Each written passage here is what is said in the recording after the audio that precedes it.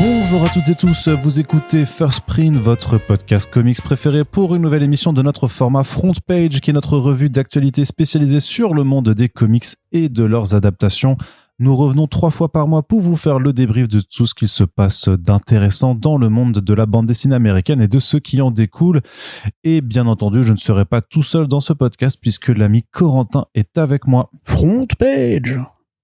C'est... Comment tu dis front, comme tu vois. Front Page. Un peu à l'allemande. Front Page. C'est la page de Front Page, oui, je sais pas. La page frontale. J'ai jamais fait attention. La page de garde. Non, c'est pas la page de garde. C'est quoi alors? C'est la couverture. Mais oui. Enfin, c'est la première page, c'est la page. T'as raison. Corentin, on a quelques petits trucs à faire puisque c'est le premier front page du mois de mai 2026. Alors, on en profite bien entendu en démarrant cette émission en remerciant notre partenaire et sponsor Pulps avec ses 3 boutiques sur Paris et celle sur Bordeaux. Mais surtout, le plus important, c'est d'aller sur pulps.fr. Pourquoi faire? Eh bien, pour aller acheter des comics ou des BD ou des mangas. Il y a même des figurines ou des cartes à jouer ou des blind box avec notamment des super mystery box Jeff le requin. Voilà, je vous mets le lien dans la description si vous voulez parce qu'elles sont absolument adorables et que personne ne peut se passer d'avoir un petit porte-clés peluche Jeff le requin. Surtout quand c'est Jeff avec son costume de Spider-Man. Il est vraiment trop mignon. Donc voilà. Ils ont aussi Godzilla, ceci étant, si vous avez du goût. Voilà, ils ont su, moi ça me va aussi, Godzilla c'est très bien également, mais surtout par contre il y a le Focus Pulps, c'est notre sélection de comics VO à prix de lancement et pendant tout le mois de mai vous allez pouvoir précommander à prix tout doux, c'est-à-dire 2€ ou 2,50€, c'est vraiment pas grand-chose. Les séries que sont Clayface, Celebrity Dirt, Star Henge Book 2 et Vampirites chez Boom Studios, donc n'hésitez pas, les liens sont dans la description, bien entendu. On remercie également notre valeureuse First Print Army qui nous soutient sur notre Tipeee et nous permet de vous proposer de nombreux podcasts et émissions. Donc merci aux 141 personnes qui nous soutiennent.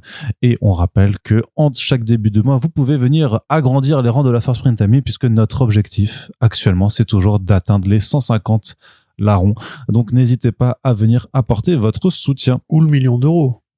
C'est un autre objectif. C'est un autre objectif, mais vous pouvez rester 141 si vous voulez. C'est si ça, on fait c'est 1 ça. million d'euros, on est très content. C'est vrai que si la 142e personne donne 999 999€, on sera très content aussi. Effectivement, ça nous permettra d'atteindre un seuil plutôt symbolique et plutôt sympathique également. Mais en attendant, n'hésitez pas à partager aussi le podcast si ça vous plaît. Et on va commencer tout de suite.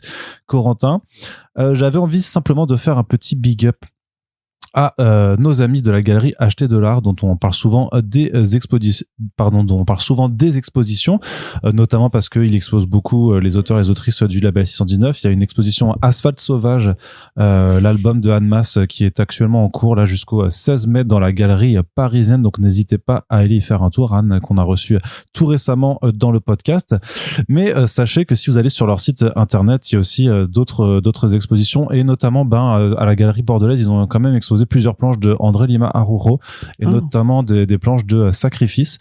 Il y a aussi quelques planches d'une histoire de Silver Surfer qu'il avait faite. Donc je vous remets aussi le lien dans la description si vous voulez aller les voir, ne serait-ce que virtuellement, et repartir peut-être avec l'une d'entre elles parce que pour en avoir vu quelques-unes sur place récemment, elles sont quand même absolument splendides. Et il est très fort Aruro. Voilà, donc s'il y a des amateurs d'art de planches originales et des collectionneurs, peut-être que ça peut vous intéresser, donc n'hésitez pas si le cœur et le porte-monnaie vous en dit.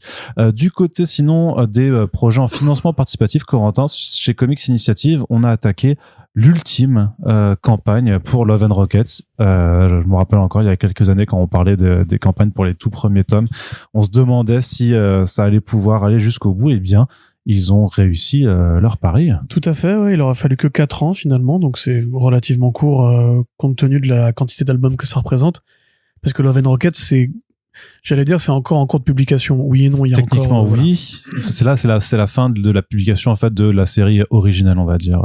C'est ça, parce qu'après les frères Hernandez, qui du coup sont devenus 3 après avoir été 2, ont quand même produit beaucoup d'albums et on sait qu'en France, ça a toujours été un peu un sujet. Il y a différents éditeurs qui s'étaient cassés les dents à essayer de faire en sorte que ça finisse par arriver. Ça n'est jamais arrivé avant que Comics Initiative se lance dans ce projet. Alors, c'est pas tout seul, hein, c'est grâce au soutien des fans.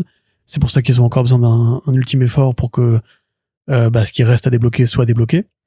Et vraiment, ils ont fait un travail assez exceptionnel. Je sais que tu as suivi cette collection d'ailleurs, toi, en VF avec le fourreau, la frise. Oui, j'ai yanklisé sur toutes les campagnes, ouais. Ouais. Et aussi les Chroniques de Love and Rockets, qui sont des albums bonus, parce que la bibliographie d'Hernandez, elle est très très riche. Hein. Ils n'ont pas fait que Love and Rockets. Il y a aussi, on va dire, des produits bonus ou périphériques qui se basent un peu dans cette mythologie-là, soit sur la forme de vrais spin-off, soit sous la forme d'exercices de style complet qu'on a fait rentrer un peu au chausse-pied dans la mythologie, Love and Rockets.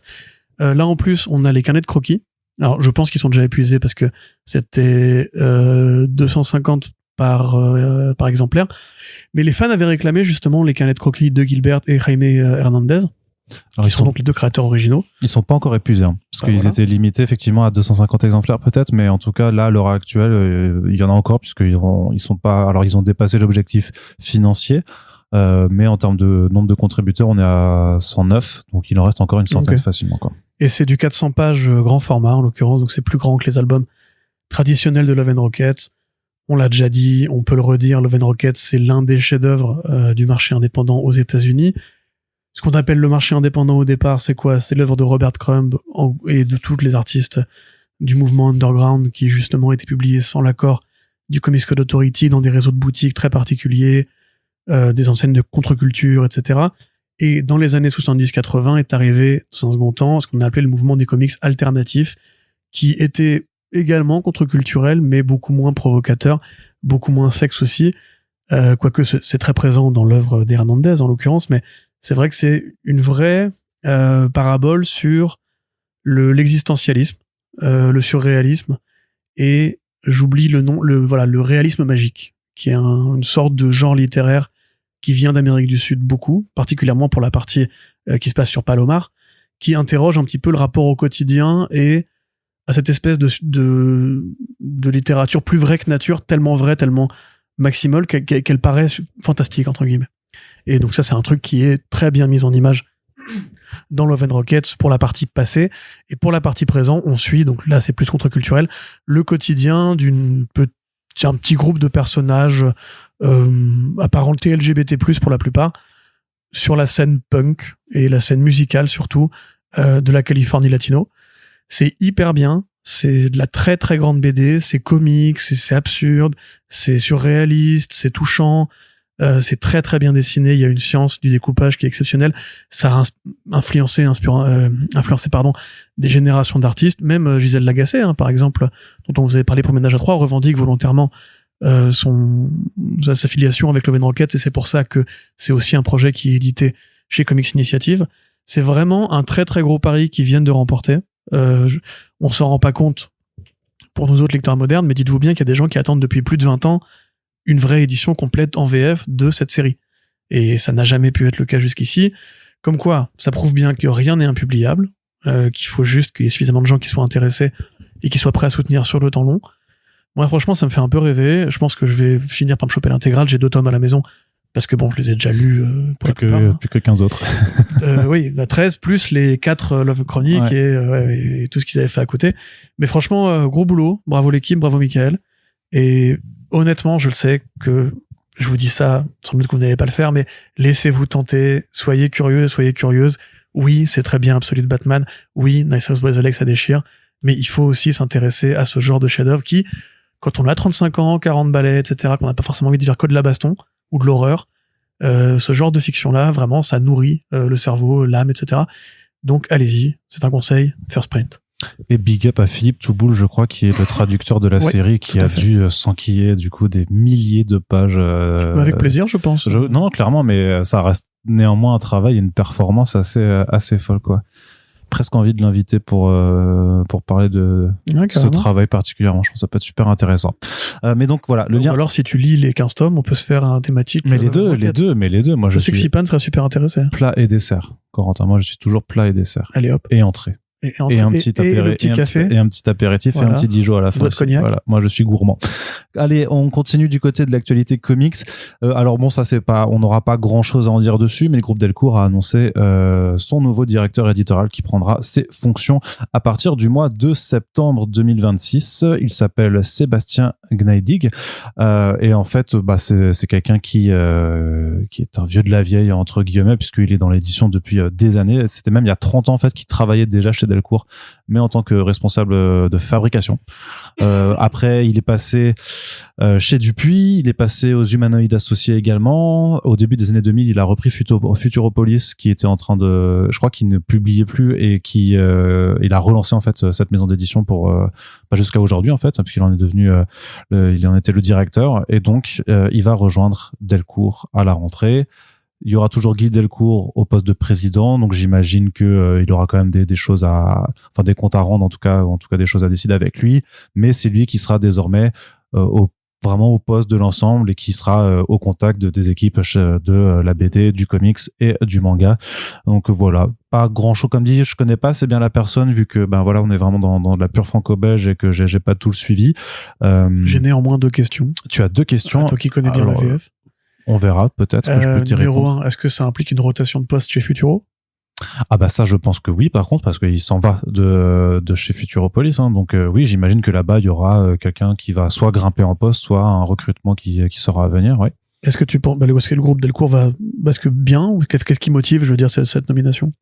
Simplement le fait que Guy Delcourt va pas prendre sa retraite tout de suite peut-être non plus parce que je pense que c'est des métiers de passionnés où en fait tu essaies de rester un petit peu aux commandes plus ou moins le plus longtemps possible tant que tu peux le faire, mais Guy Delcourt avait déjà cédé Delcourt à Editis l'année dernière en prévision en fait de son futur départ à la retraite qui finira quand même par arriver et son objectif c'était de laisser le groupe en de bonnes mains et donc en fait dans les mains du deuxième groupe d'édition en France qui lui était intéressé parce qu'ils n'avaient pas encore énormément de maisons d'édition BD. Là ils avaient ils ont chez Editis ils ont je crois que c'est Kurokawa d'un côté et donc 404 avec le label 404 graphique de l'autre, mais ça reste une production somme toute assez minime alors que avec Delcourt, c'est l'ensemble, c'est tout Delcourt BD, tout le Delcourt du comics et aussi Delcourt Tonkam avec le manga. Donc ils se sont vraiment ajouté une énorme part pour accéder au marché de la bande dessinée.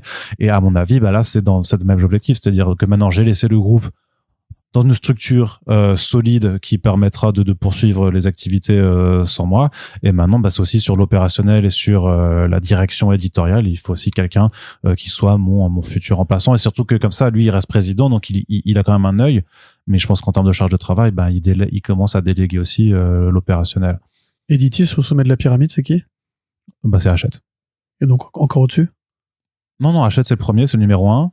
À côté, t'as Editis. Ah, tu veux dire qui est le numéro 1 de Editis ? Non, qui est propriétaire de... Je me suis perdu, moi, dans les rachats, etc. Non, c'est Bolloré ou pas ? Non, Bolloré, okay. C'est Hachette. Editis, c'est Kretinsky ? Ah, ok. Je crois. Ouais, non, ok, je vois. Ça marche. Donc non, c'est aussi un milliardaire. C'est pas le pire des. C'est aussi un milliardaire. Il est pas incroyable. C'est ni le meilleur non plus. Mais voilà, mais c'est pas non plus Bolloré. C'est pas Bolloré, ce qui est déjà. Parce que là, tu développais une offre assez intéressante avec Kurokawa, Tonkam, Delcourt. Je me suis dit, est-ce qu'il a ça aussi ? C'est juste ça. Oui. Je voulais pas fouiller la merde ni rien. C'était juste pour savoir. Non, t'inquiète. Non, mais je sais, j'ai pas trop suivi ce que Kretinsky faisait. Après, c'est le mec qui a lancé, je crois, une chaîne de télé où c'est les mecs de Front Populaire qui sont dessus, les trucs comme ça. Ouais, il me semble que c'était le je sais pas si ça a été validé ou pas parce que je regarde pas la télé. Donc le média ? Non. La chaîne que le média voulait lancer ? Attends, je vais te retrouver. Ah, tu penses à Franc-Tireur plutôt, non ? Oui. J'ai dit quoi, Front Populaire ? Oui, non, Franc-Tireur. Oui, Franc-Tireur, le truc de Raphaël Enthoven. Oui, c'est la droite tradie, pseudo-macroniste, quoi, on va dire.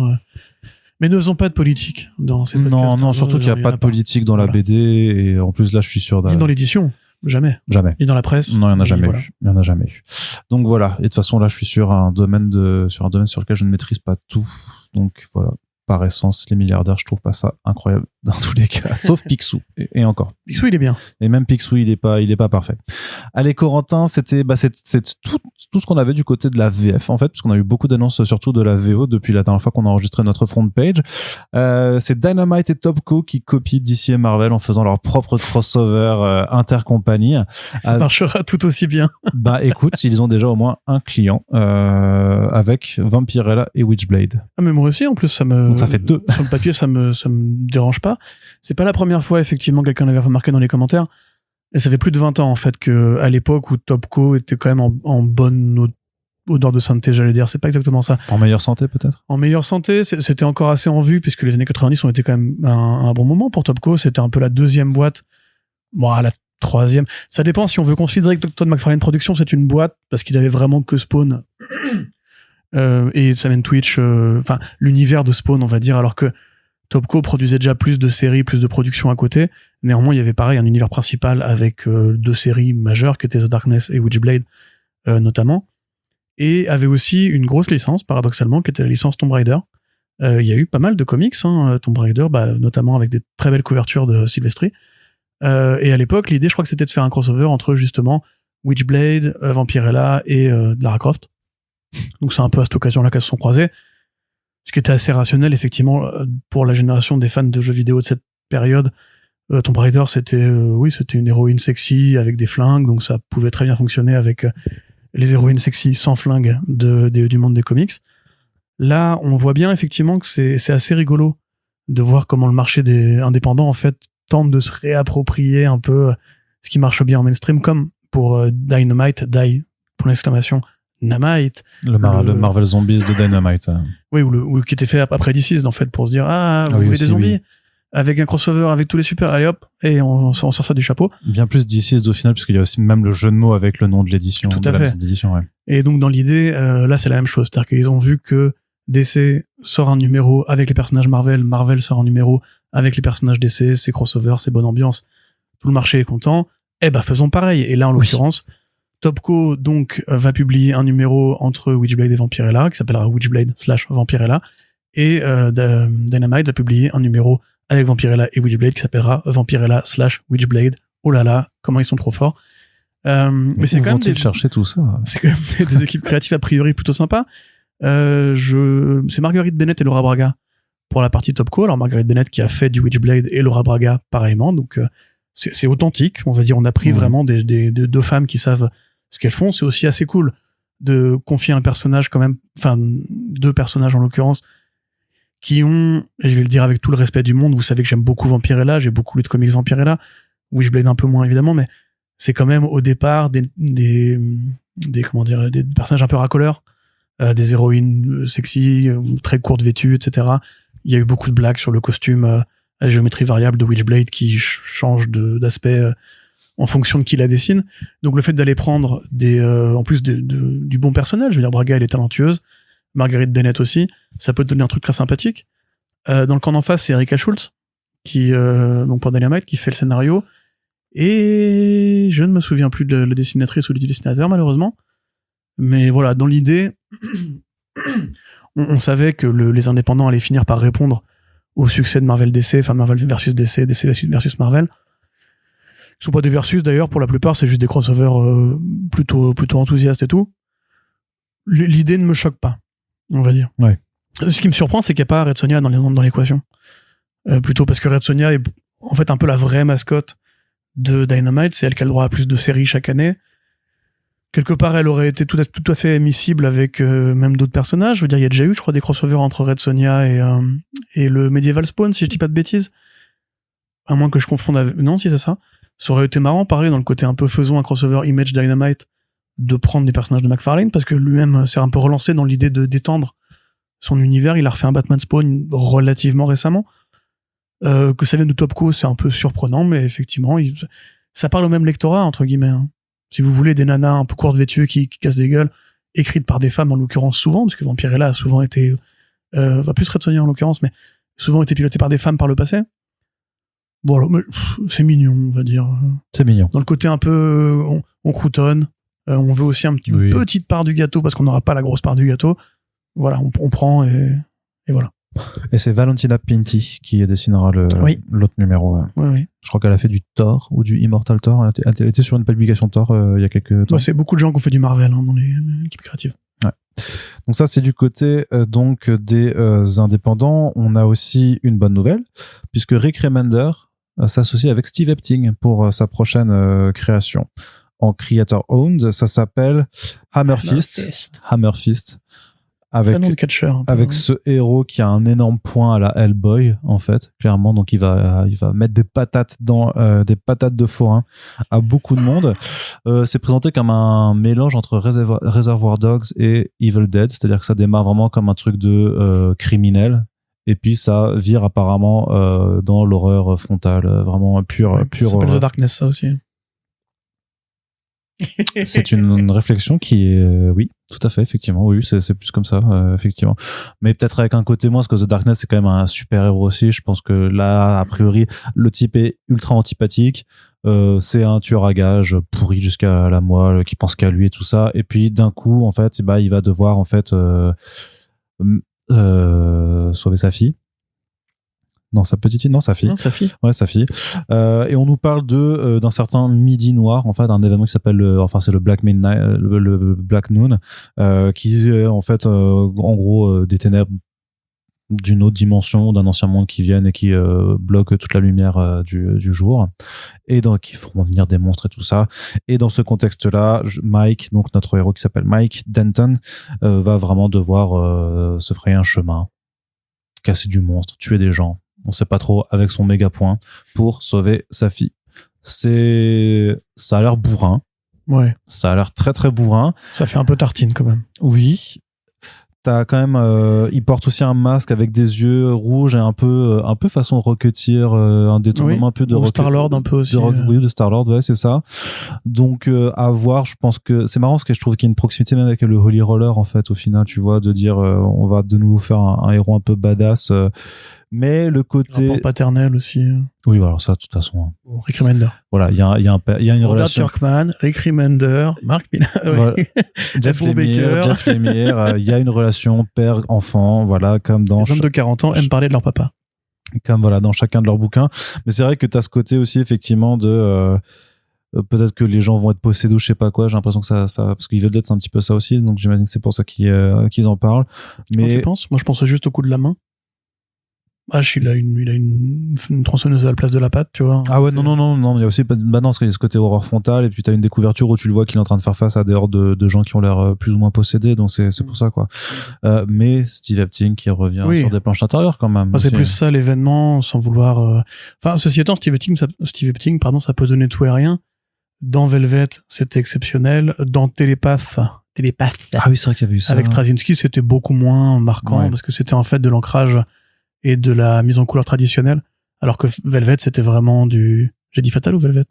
T'as dit Velvet, c'est bon. Ouais. Velvet, c'était vraiment de la peinture, c'était absolument magnifique. Ça reste un des grands dessinateurs de l'industrie, trop rare malheureusement. Le pitch, effectivement, me paraît très automatique. Je me demande si aussi, à force de multiplier les projets, parce qu'il en fait quand même beaucoup, hein, Rick Remender, il n'y a pas un léger essoufflement, ce qui n'est pas du tout... anormal, hein. Tu peux pas non plus avoir dans le cerveau un générateur, sans mauvais jeu de mots, de nouvelles idées géantes. Un giant generator. Tu es trop fort. Toi, tu es trop fort. Tiens, tigre. T'as vu, il fait le truc de la case copier-coller sur une des planches, là. Et voilà. Ce petit filou. Et voilà. Ça commence bien. Mais oui, moi, ça me fait penser beaucoup à Hitman aussi, le côté gangster qui obtient des pouvoirs surnaturels. Effectivement, difficile de pas voir un effet Jackie Estacado quand même, un gangster tueur à gages qui d'un coup obtient une force maléfique et qui en fait un super héros. C'est pas tout à fait inédit, c'est pas tout à fait original non plus, même dans les mondes de comics, on a déjà eu, enfin de comics mainstream, je veux dire, on a déjà eu des trucs comme ça plusieurs reprises. Comme je sais pas Venom un petit peu aussi, mais même il y avait une création originale de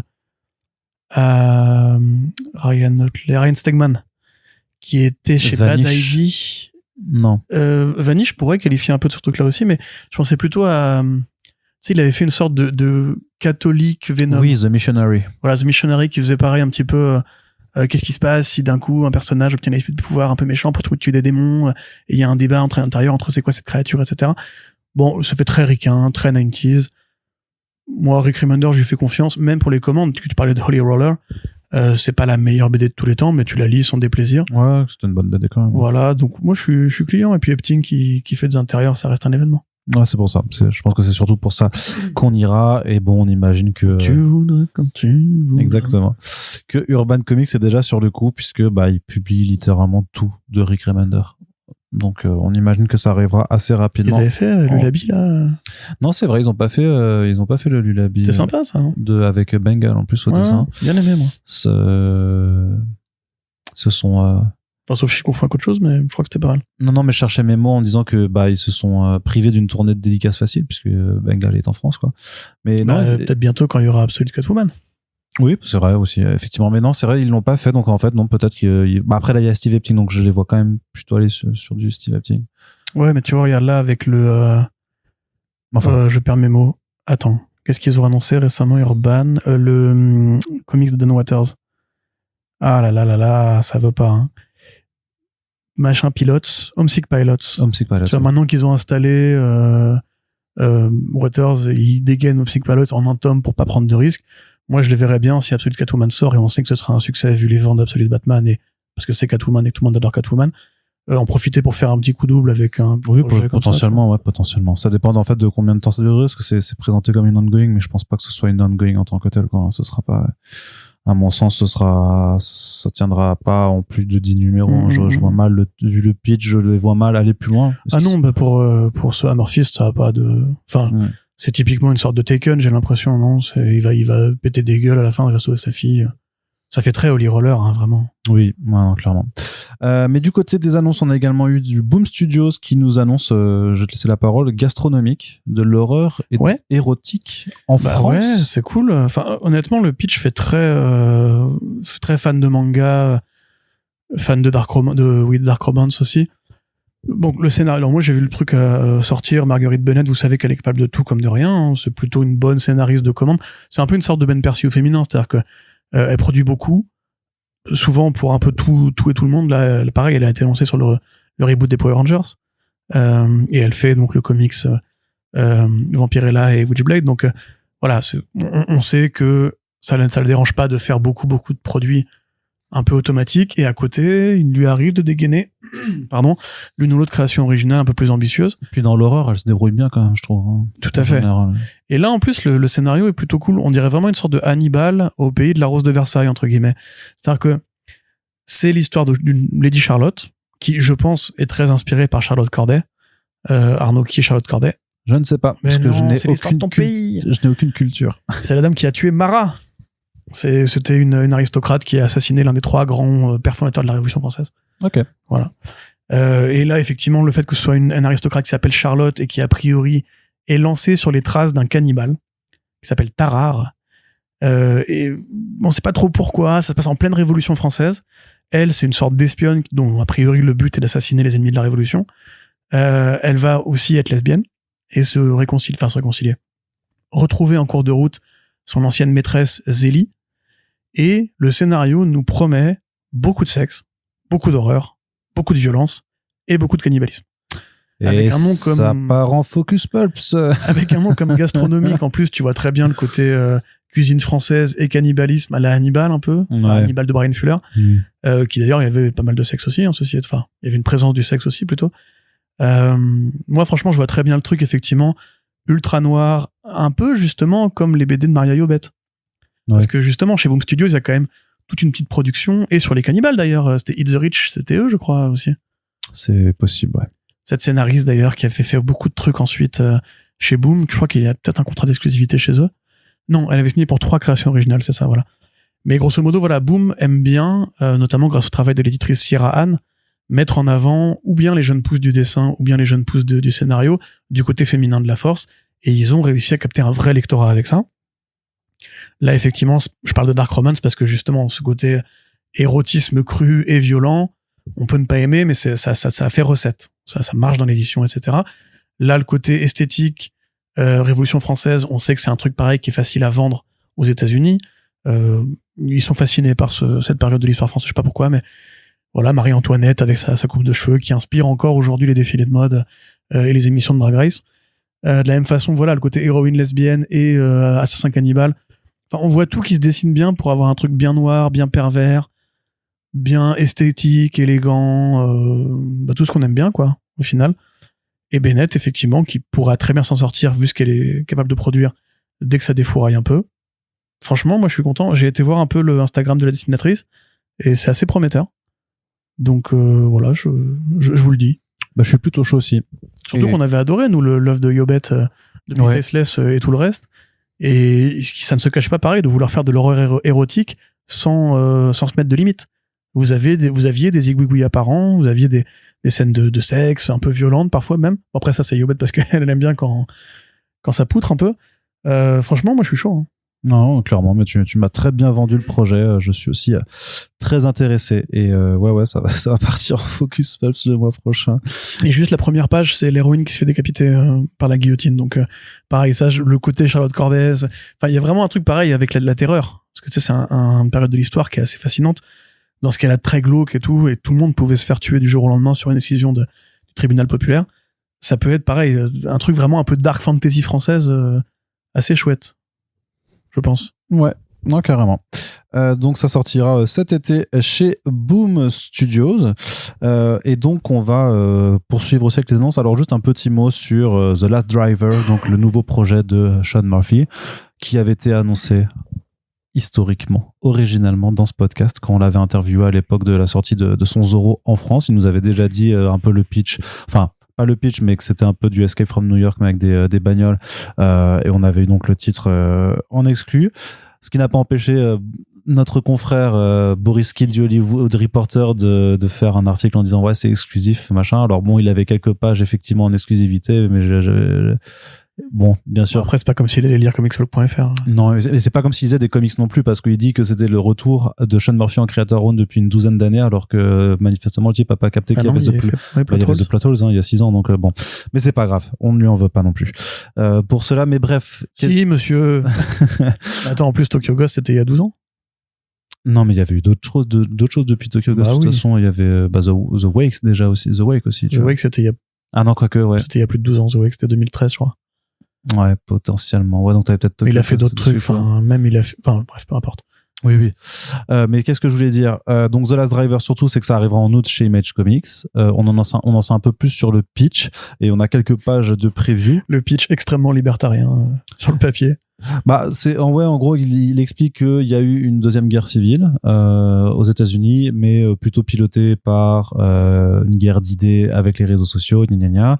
Cette guerre, en fait, a été conduite par les riches qui en ont profité pour vraiment diviser la population. Et maintenant, en fait, dans le monde de The Last Driver, en fait, t'as des grandes cités dans lesquelles vivent les plus riches et au dehors des villes sont les pauvres. Et surtout, ces villes sont reliées par The Grid, qui est donc un réseau de transport. C'est un peu les tunnels de Musk là, pour Hyperloop. Ouais, je sais pas comment, voilà pour ça.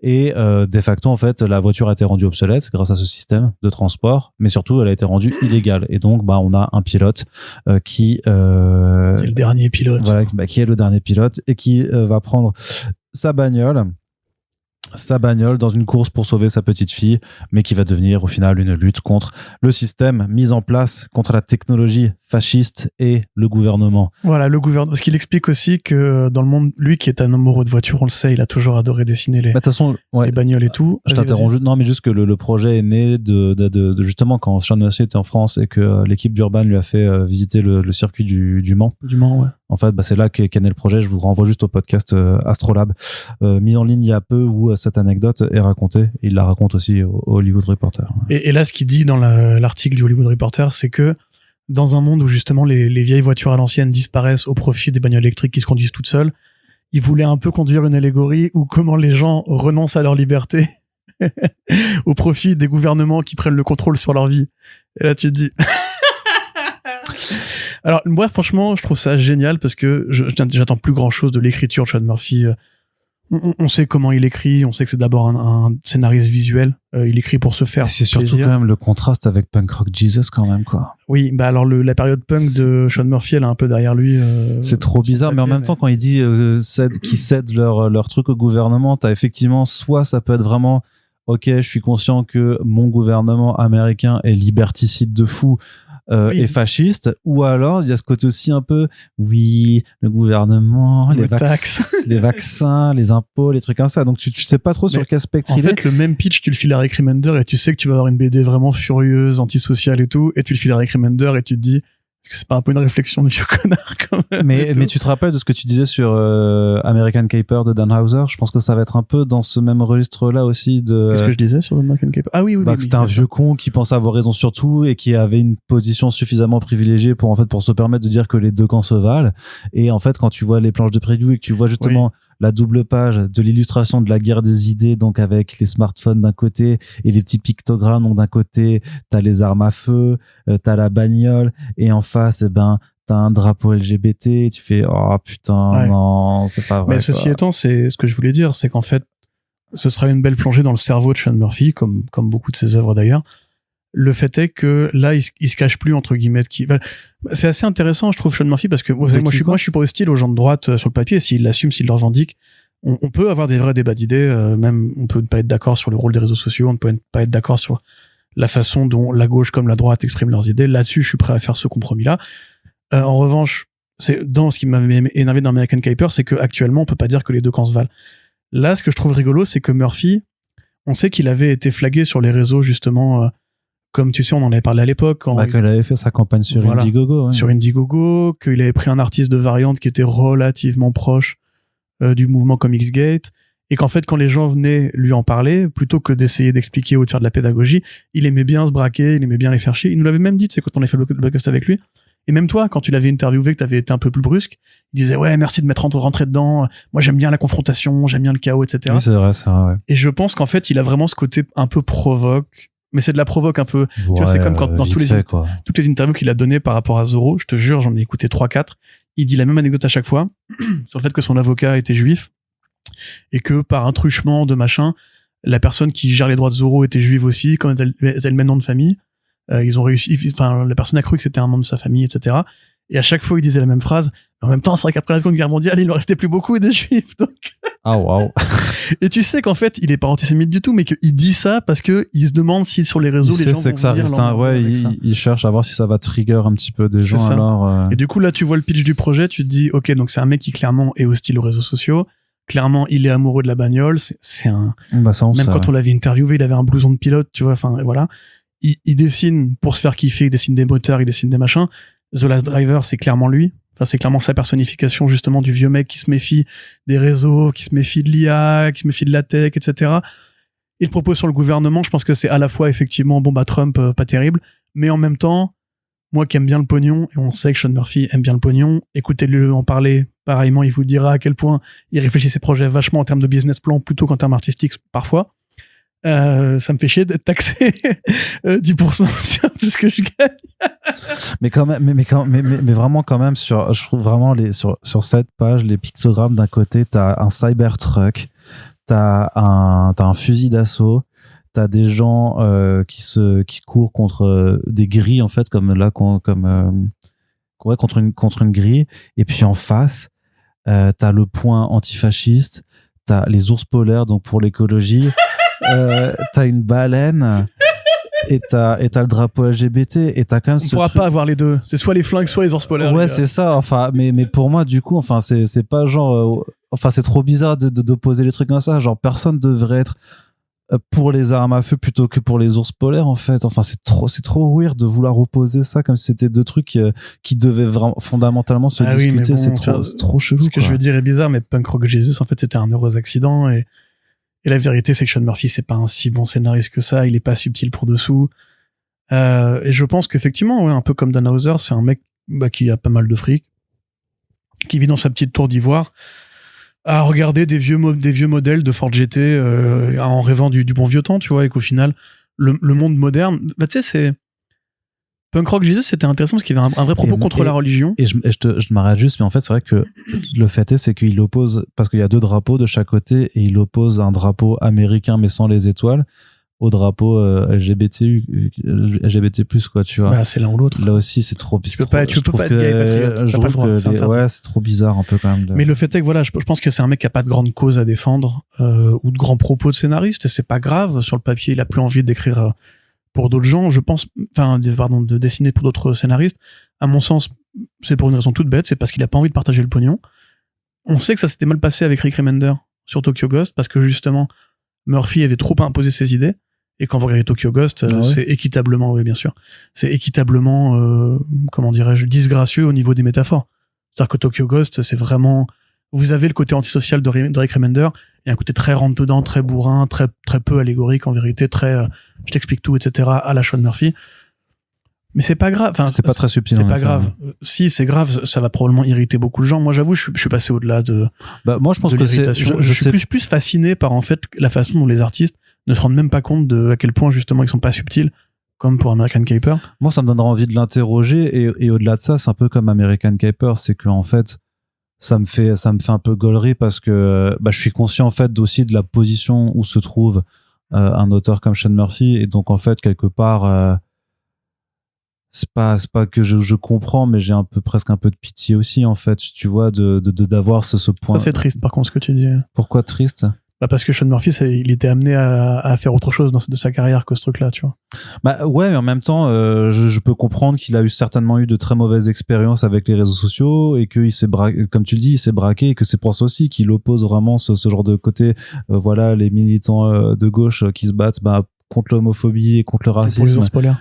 Et pour l'écologie, être opposé du coup à des gens qui sont pour tuer des gens, enfin pour les armes, les cybertrucks, l'IA et les griller et enfermer les gens, quoi. Enfin, trop. Mais du coup, ce que ça potentiellement ça implique, c'est que lui, il s'en bat les couilles et des LGBT et des ours polaires et des flingues. Bah, tu sais, t'as envie de dire, mais du coup, tu crois en rien. Enfin, tu crois juste en vos bagnoles. C'est un peu tristoun, je trouve. Ouais, mais c'est cette position très centriste de après, voilà, les ça, extrêmes, contre, mais ça peut être revendiqué aussi. Moi, je demande pas que le moindre artiste s'engage pour quelque cause que ce soit. Ce que je trouve par contre dommage, c'est que t'as l'impression quand même que le gars dans sa carrière actuelle, en tant qu'auteur, parce qu'on peut quand même dire que c'est un auteur. Il y a un tissu thématique dans son travail. En tant qu'auteur, t'as l'impression vraiment que son seul objectif, c'est de parler de voitures et de faire du fric. Et de mon point de vue, quand on avait découvert Sean Murphy à l'époque, rappelle-toi la révolution que c'était graphiquement. Il y a une terre parallèle où en fait le gars s'est mieux associé avec des auteurs plus complets et a réussi à faire un truc plus brillant que ça. On va la lire, cette histoire. Elle sera sûrement très sympathique, très drôle sans le vouloir, et très très bien dessinée. Moi, je trouve ça un peu dommage quand même. Je trouve qu'il y aurait eu mieux, un peu comme Mark Millar, il y aurait eu mieux à faire de cette carrière à mon sens, mais ce n'est que mon avis. Je ne suis personne pour donner un conseil à Sean Murphy. On lira, on commentera, on critiquera comme d'habitude. Voilà, et on lui posera des questions en fonction de comment on l'a interprété, puisque effectivement, vu que c'est vrai qu'il avait apprécié que je lui rentre un peu dedans, j'imagine que tu vas le défoncer là. Il appréciera que si je vais tu vas lui montrer la planche, tu vas dire ouais, mais c'est vrai. Non, mais c'est vrai, pour le coup, clairement, oui. Si j'ai l'occasion de discuter avec lui, j'irai lui en discuter avec lui pour être bien sûr de savoir ce qu'il veut exprimer avec ce projet. Mais en tout cas, les Américains auront droit effectivement au premier single Issues en avance en août 2026, mais sachez que juste le mois d'après, il y aura l'album en récit complet qui arrivera chez Astrolabe, donc voilà, pas la peine de vous ruer dessus. Et pour revenir sur le fait que je sais vraiment pas si Boris en fait lit vraiment des comics, c'est qu'il présente aussi le projet comme un ongoing en fait, alors que sauf si on nous a caché quelque chose, non, ça sort en récit complet juste après, donc c'est pas une ongoing quoi, mais bon. Non. Il fera plus jamais d'ongoing. Non, clairement pas. Allez, du côté du mainstream, très mainstreamisant, Mary Jane fête ses 60 ans avec un one-shot spécial anniversaire, Corentin. Oui, il y a pas énormément de choses à dire. L'équipe créative est sympa, enfin les équipes créatives, parce que c'est un numéro anniversaire, donc c'est plusieurs histoires courtes. Là, la bonne nouvelle, c'est que ce sera un peu une respiration pour celles et ceux qui, comme moi, en ont un peu assez de Venom. Mary Jane Venom. Je sais vraiment pas. Il y a des gens, alors chacun ses goûts. Hein. Moi, je vais, comme je vous régulièrement sur Reddit, parce que j'aime bien avoir un peu le point de vue du lecteur lambda, surtout depuis les États-Unis, parce que nous, on a une culture différente et probablement que ça fait rêver des gens, le côté un peu Digimon, on peut tout assembler, tout mélanger, tout fusionner, c'est pas grave. Il y a quand même beaucoup de gens qui regrettent que cette partie Venom Mary Jane dure aussi longtemps. la plupart des lecteurs sont assez contents de ce qui s'est passé dans The Spiral, sans trop en dire. Mais beaucoup de gens attendent un petit peu le retour à la normale, et moi le premier. Là, voilà, l'avantage, c'est que c'est l'objectif étant de revenir sur la première apparition de Mary Jane, sa période avec Peter, sa période sans Peter, quand elle était actrice, quand elle était machin, etc.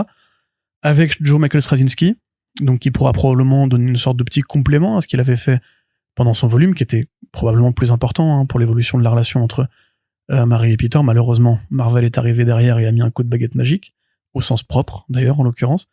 On a aussi J.M. DeMatteis, pareil, un grand scénariste de Spider-Man, grand scénariste de Mary Jane, toute la période des années 90, fin 80, début 90, et après jusqu'au milieu des années 90 avec la saga du clone du coup, en bonne partie, parce que Ben Reilly c'est lui, Craven c'était lui, oui c'est ça. Donc voilà, et Anno Santi. Donc c'est cool d'avoir un point de vue pareil féminin sur Mary Jane. Numéro anniversaire qui n'engagera à rien a priori, puisqu'il n'y a pas l'équipe créative qui est actuellement en poste, il n'y a pas Alewing, il n'y a pas Iban Coelho, il n'y a pas Carlos Gomez, il n'y a personne qui est actuellement... Il n'y a pas Joe Kelly non plus, il y a personne. Qui s'affaire sur ce qui est actuellement devenu les mythologies arachnéennes. Donc bon anniversaire, le titre sera Face It Tiger, en hommage à la fameuse première apparition canonique de Mary Jane, Face It Tiger, You Just Hit the Jackpot. Ouais. Oui, c'est marrant parce que tu notes qu'il y a que deux couvertures variantes, enfin qu'une couverture variante d'annoncer. Il y a un mois thématique. Pour l'instant, voilà. Déjà, il y a un mois thématique, mais en plus, il y a moyen qu'il y en ait d'autres parce que, en fait, c'est les variantes annoncées par l'éditeur. Il y a aussi les comic shops eux-mêmes qui peuvent faire des ventes. C'est pour ça que tu as fait notamment des articles récemment sur toutes les variantes des Absolute Green Arrow et Catwoman, où en fait, une bonne majorité d'entre elles, en fait, sont celles qui sont spécifiques à des retailers, à des comic shops, ce qui permet effectivement. Et vous trouver très cher sur Internet ensuite. C'est un peu le principe de ce que fait le Comic Shop Assemble, oui, bien sûr. Techniquement, si vous voulez un parallèle, quoi.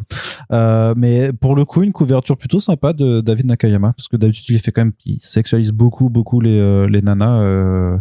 J'étais étonné sur couverture, et celle-là, en plus il a un trait, parce qu'il est en artiste numérique, je trouve qu'il a un trait qui est souvent un peu trop je sais pas, un peu trop plastique. Vraiment, il y a des effets un peu, ça fait trop un peu à la Hard Jam. Là, je la trouve un côté un peu plus flat, qui est vachement plus joli, quoi. Mais j'étais étonné, pas de J. Scott Campbell pour la Nif de Mary Jane. C'est curieux, c'est lui qui a fait la variante la plus célèbre, peut-être même de l'histoire des comics. Enfin, oui, c'est la couverture de Mary Jane qui regarde par la fenêtre et tout. Pas de Adam Hughes, après bon, il est un peu occupé. C'est pour ça ils vont. Terry Dodson non plus. C'est pour ça, c'est trop bizarre. Je pense qu'il y en aura d'autres qui seront annoncés. Effectivement, c'est pas normal qu'il y ait pas J. Scott Campbell sur. Même Miyazawa qui avait fait un beau projet Mary Jane en Marvel manga entre guillemets. En tout cas, bon anniversaire à la Rookie. On espère que post Queen in Black, on sortira enfin de cette galère. Ouais. Du côté de Marvel également, c'est Kevin Smith qui rempile chez Marvel avec une mini-série Spider-Man Hulk Fire and Brimstone. Bon, évidemment, vu qu'il y a Spider-Man et Hulk au cinéma cet été, il multiplie les projets où il y aura aussi Spider-Man et Hulk dedans. Oui. Ceci étant dit, ça a l'air d'être plutôt rentre-dedans, débile, pas prise comique, apparemment, comique, ils ont beaucoup insisté sur le côté, il y aura beaucoup de jeux de mots, beaucoup de blagues. Bah c'est ça, mais parce qu'en fait, donc il est pas tout seul, Kevin Smith, il est aussi avec un mec qui s'appelle Andy McAlfresh, qui est scénariste pour le Tonight Show, donc un auteur humoristique, un mec qui fait des sketchs. C'est Hervé Silva quand même aussi qui dessine. Ça c'est cool. Donc ou de One World Under cool. Doom récemment, donc ça promet d'être plutôt joli sur le plan artistique. Et oui, en fait, c'est ça, c'est qu'en gros, t'as le principe de départ est quand même très très bête, puisque il y a la chasse aux œufs géants de Central Park qui est interrompue parce que t'as Moleman qui arrive avec tout un tas d'autres super vilains dont les noms sont des jeux de mots, parce que donc Moleman c'est l'homme taupe, et apparemment c'est que des jeux de mots avec l'homme quelque chose, quoi. Donc je sais pas, ça pourrait être l'homme tasse, l'homme tu vois, enfin l'homme ciseau, l'homme taille-crayon, là voilà ça. Et du coup, et dans le pitch ils disent bah voilà, Spider-Man est toujours prêt pour une bagarre et aussi pour des jeux de mots, donc il y va. Et puis il y a Hulk qui arrive dans la bataille, donc ça va, voilà, beaucoup d'action et de l'humour. Non, puis c'est chouette parce que on avait fait la comparaison entre Kevin Smith veut refaire des comics, DC lui dit bah tiens, on fait une mini-série Black Label sur Bizarro, Irnon avec Jimmy Olsen et Perry White, ça va être trop bien. D'ailleurs la série a démarré, elle est très cool. Et à côté, il va chez Marvel, il fait Giant Bob contre Deadpool. Tu dis oh là là, ça révèle bien quand même des philosophies de boîte qui sont pas tous les mêmes et tout. Et en définitive, voilà, ils lui ont quand même conçu donné un vrai projet, ouais. C'est un peu evergreen, comme on dit, un truc que tu pourras facilement rééditer dans 10-15 ans hors continuité, tout le monde s'en battrait. Oui, c'est vraiment voilà. Porte d'accès 101. Avec Silva, moi franchement Kevin Smith, je sais que On a beaucoup rigolé et tout. Là, d'ailleurs, le Spider-Man Black Cat, The Evil Batman Do, je ne sais pas quel est le titre français, malheureusement, je suis désolé, mais cherché dans les poches de Marvel, il a été réédité récemment. Oui. Pour moi, c'est l'un des meilleurs comics Black Cat encore à ce jour. Enfin, tu me diras, il n'y en a pas eu 40. C'est sûr, on apprend ses origines et en partie. C'est une histoire qui avait été composée en 2 temps, où en fait Spider-Man va chercher une meuf qui se fait enlever, et à côté il y a un trafic de drogue. Enfin, c'est hyper bien. Je peux pas spoiler, mais non, mais je l'ai lu récemment. C'est hyper bien. Et à côté, bah voilà, on en avait parlé dans le podcast d'Ardeville qu'on avait fait avec Fadiga et Sigrist, enfin avec Frédéric et Fabrice, pardon. C'est aussi le scénariste de Daredevil Chemin de Croix, avec Joe Quesada au dessin, qui était une super histoire que les gens recommandent souvent comme un truc facile d'accès pour Daredevil, très cool sur le côté foi chrétienne et tout. C'est un très bon scénariste. Malheureusement, il y a Batman Hydrophonie, non, comment il s'appelle? Non, Winding Gyre, ouais, c'est ça, qui est là pour contredire un peu ce truc-là, mais moi j'aime bien Kevin Smith. S'il a envie de refaire des comics plus souvent, bah c'est avec plaisir. Bah c'est ce qui semble. Et Fire and Brimstone, il y aura aussi un côté exorciste. Apparemment, exorciste, ouais, parce que Hulk, du coup, enfin Banner veut se faire exorciser du Hulk, et le nom Fire and Brimstone, en fait, c'est un truc biblique. En fait, ça renvoie au feu et au soufre. C'est quand Dieu rase, je crois que c'est Sodome et Gomorrhe, il envoie le feu et le soufre qui rase la ville. C'est ce que ça veut dire, Fire and Brimstone, du coup. Donc voilà, un petit côté chrétien encore une fois. Après Dogma et Daredevil Chemin de Croix pour Kevin Smith, donc c'est assez marrant. Moi je suis pas. Et RB Silva, c'est comme un super dessinateur. Ouais. Et pour terminer du côté des annonces de Marvel, alors là, je te relaisse la parole aussi. Qu'est-ce que c'est donc que ce projet Midnight que Marvel vient de nous teaser? Ah là là. Pour l'instant, franchement, ouais. le prochain front page, on aura eu les détails, donc on pourra vraiment commenter sur ce que c'est. Mais en attendant, on nous propose donc un nouveau label ou une nouvelle ligne de publication terrifiante, quelque chose un peu dans l'horreur. Et en même temps, t'as l'impression qu'ils essaient soit de faire quelque chose à la Absolute, puisque c'est un tout nouvel univers, et visiblement avec des personnages Marvel, quoi, mais penser différemment. Et en même temps, moi, ce que je t'avais dit quand j'avais vu le teaser, je me suis dit, attends, peut-être qu'ils veulent nous faire sinon un Vertigo aussi. Moi, je disais, ce serait leur univers Absolute. Toi, t'as dit, ce sera probablement leur Vertigo. Et a priori, ce sera peut-être les deux. C'est un peu des deux, ouais. Enfin, on sait pas encore, mais... selon Bleeding Cool, on va se parier là-dessus parce qu'ils ont l'air très sûrs d'eux. Ils commencent même à spéculer sur des titres qui pourraient être annoncés rapidement. Le fait est que Marvel, on le sait déjà, Marvel est pas en... non, Marvel est en bonne santé économique, mais Marvel créativement a un problème. Ce qui se discute, puisque, comme je t'avais dit dans un autre homepage, DC passe devant avec, en volume, avec notamment Absolute. Ouais. Et pour de saines raisons, on peut préférer les personnages Marvel, mais c'est quand même compliqué de dire que Marvel fait mieux les choses que DC Comics depuis au moins 3 ans. Ouais, clairement. Il y a eu la ligne Absolute, il y a eu effectivement les comics Black Label.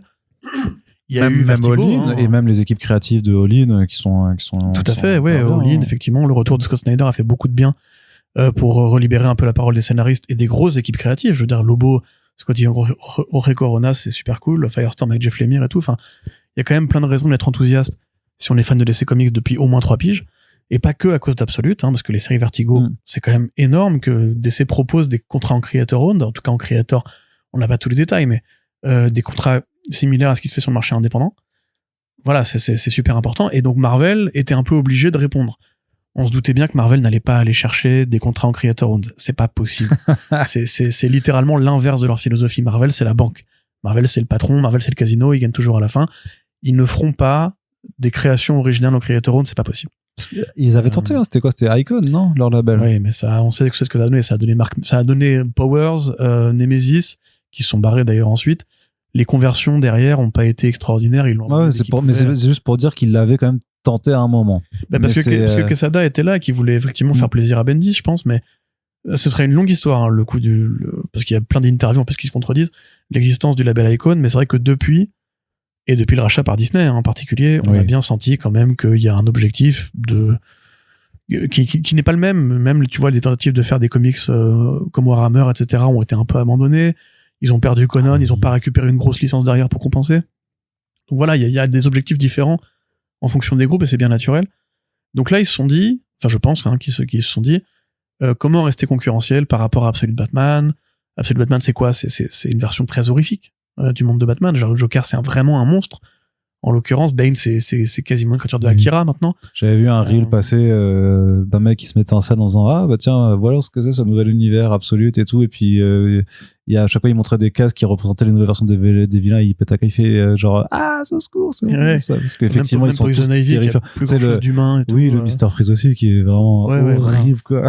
Et ce serait idiot de dire qu'il n'y a pas un effet de rebond, évidemment, que Marvel voit et qu'ils lisent, hein, genre c'est les fans de comics aussi, oui. Absolute Batman, et qui se disent ah quand même c'est vrai que c'est pas mal du tout et tout, mais en même temps ils peuvent pas faire une copie carbone, ils viennent de tuer l'univers Ultimate, ils peuvent pas dire on va lancer un nouvel univers Absolute Marvel, ce serait du foutage de gueule, les gens leur pardonneraient pas. Tu viens de tuer un effort éditorial qui était là pour réinventer et moderniser, et qui, encore une fois je rappelle, c'est complètement fou, mais économiquement ça marchait très bien, ils ont décidé sciemment de le tuer.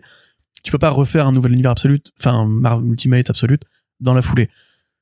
À côté de ça, ce que tu peux faire, c'est que tu peux relancer, comme ça s'est fait dans les années 70, une ligne dark. Mais pas une ligne dark du style on va prendre Punisher, on va refaire un Punisher noir, un Punisher Max, etc. Tu peux refaire en revanche une série sur les monstres de ton catalogue. Parce qu'il y a une époque, en fait, pour celles et ceux qui ne le savent pas, dans les années 70, le Comics Code s'est considérablement assoupli. Parce qu'on considérait, c'était un peu à l'époque des films de Hammer et tout, que les personnages classiques de l'horreur, comme Dracula, Frankenstein, la momie, etc., en fait, étaient désormais, en fait, de l'ordre de l'inconscient collectif. Ça ne se faisait plus peur, comme ça faisait peur aux enfants des années 40 et 50. Donc on pouvait commencer à débloquer, en fait, des comics de monstres, et c'est là que Man-Thing est arrivé, en 71, c'est là que Dracula, le tombeau de Dracula est arrivé, aussi, avec beaucoup de Wolfman, beaucoup de Claremont et tout. C'est là que le Werewolf by Night est arrivé, dans les pages de Moon Knight. Non, l'inverse. Moon Knight est arrivé dans les pages de Werewolf by Night. Ouais. Et qu'en fait, on a eu une production plus monstrueuse. Ça correspondait à une époque. Aujourd'hui, on le sait, l'horreur marche très bien sur le marché indépendant. Et pas que parce que Tanyon Ford est là, mais il y a des maisons d'édition entières qui se basent là-dessus. Si vous regardez ce que fait Syzygy, il y a quand même vachement de comics d'horreur. Ils font aussi leurs anthologies ponctuelles. Chez Image, c'est aussi le cas. Chez Dark Horse, ça a toujours un peu été le cas. L'horreur a toujours été très présente chez Dark Horse. Il y a des nouvelles voies de l'horreur qui sont arrivées. Et effectivement, Tiny Onion passe un peu pour un phare dans la nuit pour éclairer ce mouvement-là avec Ted Brombal, Bidikar, Martin Simmons, enfin tous les mecs qui ont été un peu déterrés ou repérés par Tiny Onion. Ouais, plutôt repérés. Ouais. Oui, tout à fait. Qui du coup effectivement pourrait donner envie à un éditeur mainstream de se dire comment est-ce qu'on pourrait capter un peu de ce marché-là. Ils ont toujours le personnage de l'horreur, et ce que dit Bleeding Cool, ce serait un peu ça l'objectif, de prendre des auteurs. Alors on met des guillemets parce que la liste que eux évoquent comprend Ben Percy, Philip Kennedy Johnson et Jonathan Hickman. Ouais. Bon, Jonathan Hickman, c'est certainement que c'est un auteur. Ben Percy, c'est plus un scénariste sur commande. Je dis ça avec tout le respect du monde. Ce n'est pas un auteur de la gamme des Rick Remender et des Ramvé de ce monde. Je mets pas un signe égal entre Ben Percy et Ramvé. Je suis désolé. Oui, après, là, c'est peut-être juste auteur dans le sens que ils auront les commandes, c'est tout. Oui, bah ça par contre, c'est quasiment sûr. Et Johnson, je pense pareil, Johnson, il y a une conversion qui est naturelle. Il a fait un Hulk très horrifique, qui est encore en cours, d'ailleurs, actuellement. Le Hulk de Johnson pourrait être une sorte de piste à suivre. Comment tu prends des personnages qui jusqu'ici étaient quand même plutôt dans le registre un peu super-héros, parce que là on parle de Blade, Werewolf by Night, on parle de Damon Hellstrom potentiellement, on parle du Darkhold. Ouais, mais qui sont pas des têtes de liste du tout, effectivement. Mais ça c'est le problème, je pense pas que, à mon avis, eux ils ont des vraies attentes. Immortal Hulk c'était aussi très horrifique en tant que tel. Oui, tout à fait, bien sûr. Je pense que eux ils ont des vraies attentes par rapport à ça, mais est-ce qu'il y a tant de monde que ça qui va se mobiliser pour aller lire un comics Dracula par Ben Percy? Non. Je sais pas. Ouais, mais je sais pas du tout. Non, alors que par contre, si c'était une sorte si on repart de Absolute, de transformation des grands héros et héroïnes de l'univers Marvel, mais dans un spectre, de relecture horrifique, là, il y aura peut-être quelque chose de plus intéressant. C'est-à-dire que si on a Hickman de nouveau sur un Spider-Man, mais sur un Spider-Man horrifique où ça tiendrait plus peut-être du Man Spider d'ailleurs, où tu vois, où c'est l'homme araignée mais qui a vraiment des vrais pouvoirs d'araignée en tant que tel, et que ça devient mais même Spider-Man Fever ou Rain, tu peux les voir comme des trucs qui sont beaucoup plus noirs que ce que Spider-Man a été par le passé. Oui, puis on se rappelle même des Deadly Neighborhood Spider-Man avec Juan Ferreira qui était aussi dans cette version. Il y a le Six Arms Spider-Man aussi, tu sais, qui avait été cette petite période qui a priori a inspiré ou a été inspiré par la mouche de Cronenberg, où Spider-Man devient une vraie Hercule araignée et tout. Ça pourrait être très cool, en l'occurrence. C'est ça, j'aurais vraiment du mal à... Après, ce sera tout à leur honneur de le faire, mais le truc, c'est qu'on connaît aussi Marvel et on sait très bien que s'il n'y a pas les résultats financiers dès le départ, ils tiennent pas leurs initiatives. Donc, j'espère qu'effectivement, qu'ils ont des plans un minimum ambitieux et solides pour ça. Ouais, et puis le nom Midnight, c'est les Midnight Suns, tu vois, donc c'est vraiment Blade, Ghost Rider. Alors, le Rider, il est vendeur. Voilà, tiens, ça rime bien ça. Le Rider, récemment, a été entre les mains de Ben Percy. Le Rider, il est vendeur. Le Rider, il est vendeur. Bref, le Rider a récemment été entre les mains de Ben Percy. Pour un volume qui a été plutôt apprécié d'ailleurs par le public. Ouais. Je sais pas quoi. Franchement, je sais pas quoi en penser. Si je te devais te donner un bilan à chaud. Attendons l'annonce. Ouais, t'as raison, mais là, de l'impression que moi ça me donne, je dirais que les personnages choisis sont pas forcément les bons, à part Dracula, parce que tu peux vraiment faire des trucs méga stylés avec Dracula. Peut-être les équipes créatives non plus, mais ça on les a pas encore. C'est beaucoup les artistes qui vont faire la différence. Ouais. Après c'est vraiment l'opération aussi qui arrive à point pour l'automne, ou pour Halloween aussi et tout ça. Donc moi j'ai vraiment l'impression que c'est encore Hickman qui veut explorer un nouveau recoin de l'univers Marvel. Enfin, il a fait le Cosmic récemment avec Imperial, il a fait les X-Men avant. Oui, c'est vrai aussi. Il est annoncé d'entrée de jeu, ça fait vraiment, tu sais, comme il fait d'habitude, il va arriver à faire une mini-série Midnight Suns et j'en sais rien, mais en tout cas, si c'est ça la réponse absolue, c'est clairement pas suffisant. Oui, non. C'est clairement pas suffisant. Et si c'est vraiment ça le projet, alors ce sera pas une réponse absolue, quoi, en tant que tel. Ou alors ils le font vraiment comme les comics Vertigo de la première génération de Karen Berger, c'est-à-dire en mode full psychédélique, full ésotérique, Man-Thing, alors, ultra noir, ultra pour adultes. Et là ils peuvent plier le game. Ouais, mais c'est Marvel en 2026, Corentin. Oui. Ça n'arrivera pas. C'est sûr. Et pour terminer cette partie comics, on a aussi des petites nouvelles du côté de DC qui nous fait un crossover estival autour des titres Superman, donc Superman Unlimited, Action Comics et Supergirl, qui vont tous se retrouver dans un crossover Kingdom of Zod, qui sera publié. C'est pas un grand event en tant que tel, hein, ils avaient fait déjà la saga un peu Reign of the Superboys, qui est pas un crossover en tant que tel, mais en gros dont les trames sont un peu liées, puisque l'idée c'est d'avoir une équipe de Superboy en fait qui gravite autour de Supergirl. Et là, en fait, qu'est-ce qui va se passer ? Zod est de retour, tout simplement. En gros, ils sont en train, c'est Supergirl qui va enquêter sur le royaume kryptonien d'El Caldero, qui est déstabilisé par un coup militaire. Et en se rendant sur place avec son équipe, donc qui est composée de l'ensemble des Superboy qui ont été mis en avant récemment, avec Superboy Prime, Connor Kent, Tomorrowman et Steel. Ils vont aller voir ce qui se passe. Et visiblement, c'est Zod qui est dans les parages. Un crossover qui va aussi, qui va aller prendre place donc avec Action Comics 1101. Du coup, donc on va quitter aussi donc la trame dans le passé qui a lieu jusqu'à Action Comics 1100, qui sera un numéro un peu anniversaire. Il va se passer quelque chose dedans et ensuite on va revenir dans le présent. Donc il y aura aussi Mark Waid qui sera impliqué, Joshua Williamson pour Superman et Dan Slott pour Superman Unlimited. Est-ce que forcément t'as un film Supergirl cet été, t'essaies de mettre en avant, c'est un peu le Summer of Supergirl concrètement. Hein. Après avec Zod, donc on imagine que Kara sera importante. C'est par elle que le crossover commence. Donc pour moi c'est assez explicite qu'il y a cette volonté de mettre aussi en avant l'héroïne d'une façon ou d'une autre. C'est qu'ils ont ramené Cyborg Superman il y a 1 an ou 2 et que du coup je pense qu'ils ont déjà gâché cette carte-là. Ça aurait été intéressant pour le rapport père-fille et tout. C'est compliqué d'avoir un avis là-dessus. Zod, on l'a tellement vu. Et puis bon, c'est jamais que le général Zod. Il est super cool, à genoux devant Zod et compagnie. Mais c'est vrai que ça fait crossover estival. On va le dire comme ça. Ça fait crossover estival. Ça va occuper son moment. Entre baston kryptonien et tout, on sait que ça n'aura pas de conséquences probablement en dehors de ce microcosme localisé. Moi, j'aurais peut-être pu préférer autre chose, mais en même temps on a autre chose, on a la série Elseworld Supergirl, donc il y a une offre pour ceux qui ne veulent pas lire le canonique, enfin le tronc commun des séries qui sont en canon actuellement. Je sais pas trop quoi en penser, je t'avoue. J'aime bien moi ce qui se passe actuellement sur Superman, donc j'ai confiance. Ça fait très feuilletonnant en plus, toutes les séries ont vraiment cette dynamique super série animée et tout.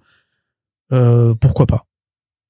Mais par nature on sait très bien que nous les crossovers de ce style là on a toujours un peu voilà, enfin c'est compliqué de sauter au plafond. Oui, voilà. on a passé l'âge de s'enthousiasmer sur tous les crossovers, mais donc ça arrivera. Armageddon me fait beaucoup plus rêver pour cet été, par exemple. Ouais, curieusement, parce que la petite intro dans le FCBD était très chouette. Ouais, carrément. À l'inverse total du FCBD Spider-Man qui était nul à chier. Ouais, carrément. c'était ouais, pourquoi Et pourquoi? Mais parce que. Ouais, mais effectivement Armageddon, je suis vraiment très saucé. C'est vrai que là t'auras un beau run sur l'enchaînement depuis la fin. Alors Blood Hunt c'était pas incroyable, mais depuis la fin de Blood Hunt, non mais la fin, le numéro 5, avec One World Under Doom, et maintenant le duo Zdarsky sur Captain America avec Armageddon, il y a quand même cette ligne là qui est intéressante à suivre dans le présent de Marvel. Donc là-dessus c'est vraiment plutôt... beaucoup plus que DNX et les X-Men. Mais pareil oh là là, mais je sens qu'on va s'en battre les couilles de ce truc. Ouais, mais bref, on en parlera le moment venu. Oui, du côté des écrans, une bonne nouvelle justement, Corentin, si on parlait de Superman juste avant, c'est que My Adventures with Superman, ça revient très bientôt, hein. Trop bien. La date a été annoncée, on n'a pas encore de trailer, j'imagine que ça arrivera d'ici les prochaines semaines, mais la saison 3 arrive au mois de juin. Ouais, ils se sont dit qu'on n'allait pas faire assez de podcast au printemps, donc ils sont c'est ça. Franchement, c'est une super nouvelle. Moi, j'avoue, j'avais un peu peur que la série soit annulée, enfin, ait été annulée discretos, on va dire. Parce que ça fait un bac qu'on n'avait pas eu de nouvelles. On n'avait pas eu de nouvelles que c'était renouvelé? Mais je crois que si, mais depuis on n'avait rien eu. Tu sais, on n'avait pas eu le doublage a commencé. Tu sais, généralement, t'as les acteurs et actrices qui bavent un peu sur j'en suis là dans mes scènes et tout. Limite, on avait un peu oublié que cette série existe. Après, c'est vrai que la saison 2 était vraiment passée, tout le monde était passé à côté, j'ai l'impression. Alors, effectivement, ça faisait quasiment 2 ans, parce que c'était en juin 2024 que le renouvellement de la saison 3 avait été annoncé. Et c'est vrai qu'on a eu quasiment aucune nouvelle depuis. Bah voilà, en tout cas, nous, on n'avait pas fait d'article dessus, donc et bon, alors bien sûr, on n'a pas de nos yeux et nos oreilles partout, mais on est quand même assez attentif, aussi sur ce pan des séries animées. Et ouais, on avait vraiment eu aucune nouvelle concrète, quoi. Et c'est vraiment une très chouette série animée. Regardez-la si vous pouvez, aller sur HBO Max et sur Toonami, je crois. C'est vraiment une bonne petite réinvention du personnage de Superman. C'est-à-dire que Toonami n'existe plus, je crois. Je crois que c'est Warner TV Next maintenant qui a regroupé, mais il me semble que Toonami. En tout cas, la série est sur HBO Max. Pour le coup, j'ai l'abonnement, donc je sais. C'est vraiment une chouette petite série animée qui prend en fait Superman sous l'angle juvénile. C'est plutôt un gars de 25 ans, et Lois, pareil, a clairement 25 ans, et Jimmy a clairement 22 ans. D'ailleurs, Jimmy, qui est dans cet univers-là, est le mec qui a créé Twitter, ce qui est quand même assez particulier. C'est drôle, c'est léger, c'est très japanime dans les designs, c'est très fauché aussi, on va pas se mentir. Si vous trouvez qu'Invincible est rigide, là vous allez vous allez comprendre. Après, ce que c'est que la rigidité. DC c'est rigide, hein. Non, mais là je pense que c'est un manque de fric à mon avis. Ouais. C'est rigide comme la semaine saison 1, quoi, on va dire.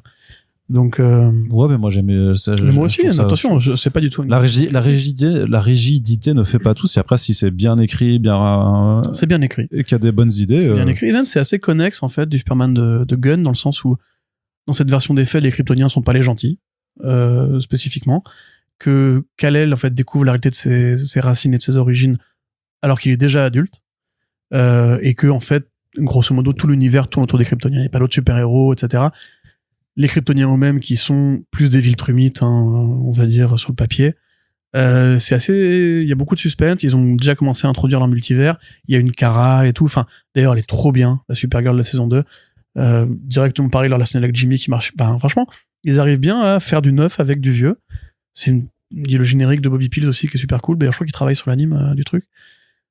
Franchement, moi, c'est alors, on verra combien de temps ça dure, mais c'est un truc qui sera très agréable à remater, je pense, d'ici quelques années, un peu comme le projet que tout le monde a un peu loupé, parce que Invincible était beaucoup plus gros, parce que... Bah oui, c'est même de ma faute. Queen, si on n'a pas fait de podcast dessus, c'est entièrement ma faute, hein, parce que j'ai pas regardé, malgré tes nombreuses... Mais il y a pas que toi, en vrai, j'ai l'impression que beaucoup de fans sont passés à côté. Là, les gens... Après, c'était que les modalités de diffusion, quand c'était Toonami ou je sais pas quoi, c'était compliqué, enfin, du coup... Ouais, puis c'est un 20 minutes par semaine, ça régale pas, c'est limite mieux à binge-watcher, en fait, parce que tu l'oublies tellement vite dans la foulée que... Ouais.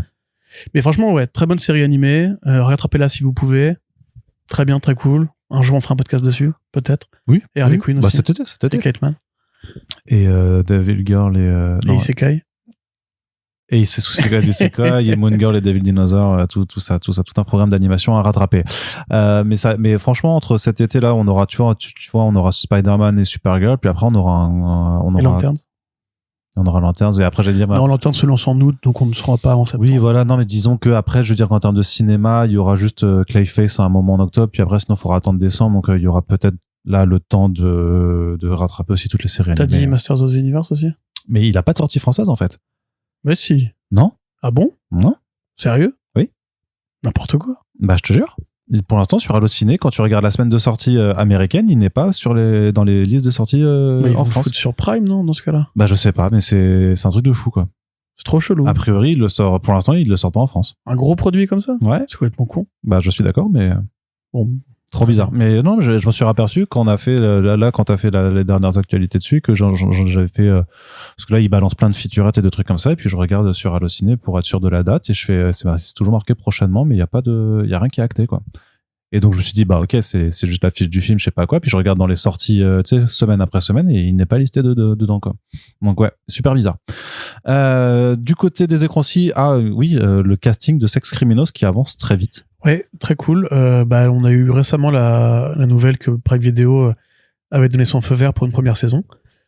Alors pour rappel, c'est Kumail Nanjiani, l'humoriste et acteur que vous avez pu croiser dans le film Eternals, entre autres choses. Il a fait des vrais trucs bien dans sa carrière, mais il a aussi fait Eternals. Encore que je suis dur, c'était pas un si mauvais film que ça. Son personnage en l'occurrence lui était relou voilà, quand même. C'était l'humour Kevin Feige quoi. C'était l'humour je suis chiant et donc comme je suis chiant, on dit que c'est rigolo. Non, c'est pas rigolo, c'est juste chiant. Qui effectivement avec sa femme Emily Gordon a priori sont tombés amoureux en fait du comics de Fraction et Chip Zdarsky et ils sont associés à Tse-Chun. Ça c'est quand même fou, je pensais pas qu'on entendrait parler de Tse-Chun comme ça du jour au lendemain. Tse-Chun qui est donc l'un des créateurs, scénariste régulier sur la série Gotham et surtout fondateur de TKO Studios qui a édité Mobilis, qui a édité plein de trucs bien. Goodnight Paradise, pareil, voilà, de Joshua Desert et Alberto Ponticelli. Synchronisation parfaite. Donc ouais, plutôt une bonne équipe créative sur le papier et là ils ont effectivement trouvé les deux vedettes de la série. Alors pour jouer Suze ou Suzy, ce sera Imogen Poots, super actrice, qui a fait récemment The Chronology of Water, que tu avais vu, c'était elle la daronne, je crois, dans pardon pour ma voix. Dans Kill Giants, ouais. Dans Kill Giants, effectivement. Et le mec, ce sera un mec qui s'appelle John Reynolds, ouais. qui a exactement la gueule du héros. C'est copier-coller, on dirait même limite Fraction qui aurait fait un cosplay. Pour rappel, Sex Criminals, c'est une version un peu très romancée, parce que dans la vraie vie, ils peuvent pas faire ça, mais un peu du couple Fraction et Kelly Sue DeConnick. C'est en fait des gens qui, quand ils ont un orgasme, peuvent arrêter le temps individuellement. Et après, ils se rencontrent, ils réalisent qu'ils ont ce pouvoir en commun et ils tombent amoureux. Et la bibliothèque que fréquente Suzy va être sur le point d'être rachetée par une banque ou par je sais plus qui, d'être démolie. Donc du coup, eux, ils vont faire des braquages pour sauver cet endroit-là. Et là arrive la police du sexe qui dit « What ? Vous n'avez pas le droit d'utiliser vos pouvoirs pour faire ça, etc. » Une BD qu'elle est bien, une BD qu'elle est même formidable, une BD qu'il faut lire malgré son faible disponibilité en France. Probablement l'un des chefs-d'œuvre de la bibliographie de Matt Fraction. Ça lui-même le dit, hein, ça parle vraiment de son rapport à son propre couple. Et c'est un peu de cette catégorie de romance moderne, comme You're the Worst, comme Man Seeking Woman, comme un peu 500 jours ensemble aussi, ou le film avec Paul Dano, là, avec sa propre épouse, là, qui parlait un petit peu du relationnel toxique chez les auteurs, parce que ça parle un petit peu de ça aussi. C'est vraiment bien fait, ça parle beaucoup de dépression nerveuse aussi, de TOC, du spectre et compagnie. Et c'est comique comme pas possible, c'est ultra méta, c'est de la narration parfaite, le dessin parfait, c'est de la bonne BD. Et les acteurs et actrices qu'ils ont choisis, franchement, correspondent très bien. Alors j'ai fait exprès de prendre une photo de Imogen Poots avec la frange, comme Suzy dans le comics, parce que normalement Suzy est brune aux yeux bleus, là ils ont pris une blonde aux yeux bleus, c'est pas grave du tout, on en a rien à foutre. L'acteur qu'ils ont pris aussi, pareil, lui ressemble énormément. Et comme je l'avais dit quand on avait parlé de cette actualité la dernière fois, si vous avez regardé The Big Sick, de Kumail Nanjiani et Emily Gordon, qui leur avait valu quand même une sélection aux Oscars dans la catégorie meilleur scénario original, ça ressemble déjà un peu à du Sex Criminals. C'est-à-dire que vous avez, en l'occurrence, ça rajoute des thématiques différentes, puisque ça parle de la vraie vie de Nanjiani et Gordon, c'est-à-dire que lui est d'origine indienne ou pakistanaise, je ne sais plus. Et en fait, ses parents ne voulaient pas qu'il épouse une caucasienne. La caucasienne en question, elle-même, ça souffre de maladies chroniques.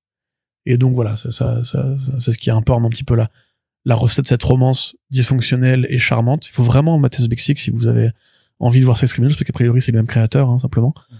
Donc, bonne équipe créative, bonne BD, bon casting. Bon diffuseur, on verra bien, hein, parce que j'ai pas encore le format, je crois. Il me semble que c'est 8 épisodes qu'ils ont commandé. Ouais. Donc ça peut faire une limite, ils peuvent tout faire rentrer. Non, je n'importe quoi. Ils peuvent faire rentrer le premier arc. Titre. Pardon. Et Arnaud va être très content quand la série sortira, parce qu'il pourra faire plein de blagues de Zizi. Oui. Et ça, c'est un peu ce qui le motive dans la vie. Oui. Donc, ouais. T'es content, toi, Arnaud? Je suis très content. Je me dis juste que c'est vrai que c'est dommage, parce que c'était Glénat qui avait tenté de publier ça et qu'on n'a jamais eu la fin, ni la suite, en fait. Mais là, on l'aura, du coup. Si la série sort. De quoi? Bah, il y a bien un éditeur qui va se positionner. Bah, j'espère bien. C'est ce que j'appelle de tous mes vœux. Delcourt, tu fais de 3 gros tomes de 12 numéros. C'est quoi, c'est 30 numéros? Bah, de toute façon, si c'est pas Glénat, il y a pas non plus 12 000 autres, il y a pas 12 000 autres choix, quoi. Delcourt ou Urban, et je vois pas qui d'autre. Non, mais Comics non. Initiative. BD de cul. Oui, remarque. C'est un peu leur étiquette maintenant. Ouais, mais après le truc c'est que c'est Sex Criminals, c'est optionné, donc à mon avis, Image là, les droits, ils doivent se revendre de nouveau bien cher, donc bon, on verra. Bah, en tout cas, sinon, bah, ce sera la VO. Écoute, hein. Mais c'est vrai que ça, c'est ce que je te disais quand l'annonce était tombée, c'est que ça va vite en fait. Là, j'ai l'impression que le projet va vraiment assez rapidement voir le jour. Enfin, attention, quoi. parce que je te rappelle quand même qu'on attend encore une date de sortie pour Criminal depuis 2 ans, hein, donc. Ce qui est une réalité également, et normalement, c'est cet automne, non? Maniez-vous le cul. En décembre, ils avaient fait un numéro spécial pour introduire les gens au monde de Criminal. Il n'y a même pas eu de trailer. Ouais. On n'a pas de date de sortie ni rien. Prime, je sais pas, est-ce qu'ils foutent. Alors, ils ont quand même des bonnes adaptations. En plus, tu regardes leur catalogue et tout, mais c'est juste pas mal de projets. Bah, déjà, ils ont The Boys Invincible quand même. Il y a la série aussi. Sur les comics. Comment ça s'appelle, Arnaud et moi? Something is Killing the Children, c'est bien Prime aussi, non? Je crois pas que ça a de plateforme de diffusion. C'est Witches, c'est Prime? Witches, c'est Prime, je pareil, crois, 10 ans de gestation, pas une trailer, pas un visuel, rien. Ouais. Bref. Alors qu'elle a été validée pour une 2e saison. Mais c'est dingo. Attends, ça c'est un peu débile, c'est un peu dystopique, quoi. En mai 2024, on dit Witches est validée pour une 2e saison. La première n'a toujours pas été fucking diffusée, quoi. C'est vraiment n'importe quoi. En vrai, ce que je vais dire, et je suis désolé de cacher la fête, mais ça n'engage à rien de renouveler pour une 2e saison. Ils peuvent très bien changer d'avis. La série Étoile, tu sais, des gens qui ont fait Mrs. Maisel et Gilmore Girls, là, avec Charlotte Gainsbourg. Ils avaient dit, on commande 2 saisons d'emblée. La saison 1, elle sort, c'est un bide absolu, on laisse tomber. Oui, mais là, en l'occurrence, moi, je voudrais bien qu'ils annulent la commande, mais il faudra juste au moins diffuser la première saison pour savoir si c'est un succès, tu vois. Tu peux pas l'annuler en disant. Très bien qu'ils la sortent un jour. Merde, en fait, il y a personne qui la regarde. Bah oui, mais chef, c'est parce que vous l'avez pas sorti. Ah, putain, je savais bien que j'ai oublié de faire quelque chose. On aura un tweet de Snyder qui dira des nouvelles arrivent bientôt. Ouais, c'est ça. Terrible. Comme tous les ans. Ouais. Allez, Corentin, on va terminer du côté du cinéma. On a 2 petites choses. D'une part, grande nouvelle, le projet de film sur Deathstroke et Bane n'est pas annulé. C'est fou, ça aussi. Bah ouais, visiblement, c'est toujours en développement. Est-ce que t'as regardé si Gunn a tiré sur la news en plein vol ou? Non, je crois pas. Non, je pense que je l'aurais vu. Après, je suis pas abonné à Gunn. Bah, pour résumer, on avait parlé de ce projet en 2024 en disant, regardez, on aura aussi des films bourrins chez DC Studios, il y aura pas que de l'horreur et des comédies. Et c'est vraiment un truc qui était sorti de nulle part, parce que je me souviens même pas que Deathstroke et Bane aient particulièrement de relation dans le monde des comics. Enfin, Deathstroke travaillait pour le camp de Bane dans The War of Jokes and Riddles de Tom King, si je dis pas de bêtises, enfin, en tout cas, les deux étaient dans le même comics. Il y a Arkham Asylum où les deux sont présents. Il y a, voilà, c'est un peu souvent cité comme 2 adversaires légitimes de Batman. Ils ont un cerveau et ils savent se bagarrer, donc voilà, c'est de bons vilains pour Batman. Deathstroke n'est pas que un vilain de Batman, hein, bien sûr. C'est un personnage complet qui a eu de très bonnes séries, notamment par Christopher Priest. J'imagine que si tu dois faire un film avec les deux, ce serait plus naturel de considérer que Deathstroke serait le héros. Néanmoins, voilà, on avait eu l'annonce de ce truc-là à l'époque où un scénariste, qui s'appelle Matthew Horton, qui a fait du Gotham aussi, qui avait écrit un script, un peu spontanément, a priori, et l'avait envoyé à DC. Là-dessus, James Gunn, il fait sa conférence de presse, tu sais, où il confirme, il infirme, et il met bien la ligne de fuite de si le script il est pas bon, pas de projet. Et il y aura rien qui sera envoyé en dev si moi j'ai pas lu le script et que je me suis pas régalé. Donc du coup, bah, comme le projet n'avançait pas, on s'est tous dit, un peu comme pour le film sur le Sergeant Rock, que c'était juste une piste. Ils ont reçu le script, ça a fuité dans la presse, et en fait le projet n'ira pas plus loin. Et là, en fait, pas Boris Kidd, Justin Kroll, qui est un peu l'équivalent de Boris Kidd chez Deadline, dit non, si, c'est toujours en cours. Et Greg Mottola est en lice, de même que d'autres metteurs en scène. Pourquoi ? Pour faire le film Bane versus Deathstroke, Deathstroke et Bane. Moi, je dis Deathstroke et Bane parce que j'aime bien, parce que je pense que ce sera plus un film de team-up, en fait. Je les vois bien faire un Hobbs & Shaw, avec deux gros enfoirés qui vont devoir collaborer pour faire un truc. Ça pourrait faire des bonnes bastons, accessoirement. Donc, ouais, Greg Mottola, c'est qui ? C'est le réalisateur du film Superbad. Traduction Super Grave en France. Le film où avec McLovin. Jonah Hill veut faire une soirée pour baiser avec son pote Michael Cera, qui était inspiré par la jeunesse de Evan Goldberg et Seth Rogen. C'est pour ça que Jonah Hill s'appelle Seth dans le film et que Michael Cera s'appelle Evan. C'est eux deux. C'est eux qui ont créé Point Grey, qui ont fait la série Preacher, qui ont produit The Boys, qui ont produit Invincible, etc. Aussi, voilà, tout vient de Super Grave, en fait. Preacher. Tellement d'adaptations de comics viennent de Super Grave, c'est fou. Il a fait aussi Adventureland, un film sympathique où comment il s'appelle déjà, Jesse Eisenberg joue un mec qui travaille dans un parc aquatique. Très sympa, c'est un très bon film, je vous le conseille. Et après, depuis, il a réalisé effectivement des épisodes de Peacemaker. Donc il est proche de James Gunn. Ce serait pas idiot qu'il lui confie la direction du projet, parce que Peacemaker, c'est action sur le papier. J'ai pas vu quel épisode il avait réalisé, mais bon, je suppose qu'il y aura une seconde équipe de toute façon pour la bagarre. Au pire, ouais. Qu'en dire ? Moi, quelque part, j'aurais trouvé ça extrêmement rigolo, sinon même salutaire, que James Gunn aille chercher Snyder pour tourner précisément ce film. Parce qu'on sait que Snyder est amoureux de Deathstroke, il voulait absolument que Manganiello joue dedans. Quand il a fait sa Snyder Cut, il a remis Manganiello avec une iroquoise dégueulasse dans la scène post-générique. Bane, c'est un personnage qui correspond très bien aux aspirations de Snyder aussi. J'aurais bien aimé qu'il envoie cette carte en mode regardez, je fais plaisir à tout le monde, qu'il aille prendre Mottola qui a fait du Peacemaker et un script et un réalisateur plutôt de comédie. Moi j'ai pas envie que ce soit une comédie d'action. Par contre, s'ils font effectivement un Hobbs & Shaw sur un ton comique et tout, ça va me faire chier, je vous le dis très clairement.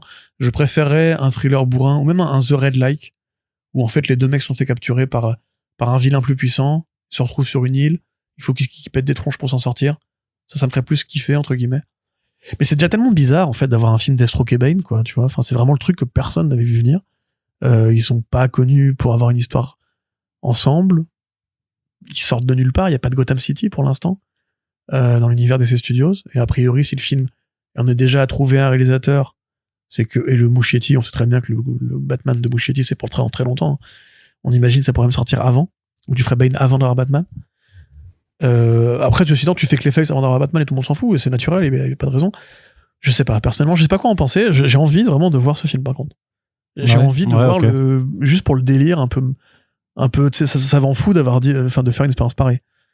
Et je voudrais de la grosse baston, par contre. Limite un Gareth Evans sur le retour, ça me ferait tellement kiffer. Très bien. Et toi, Arnaud?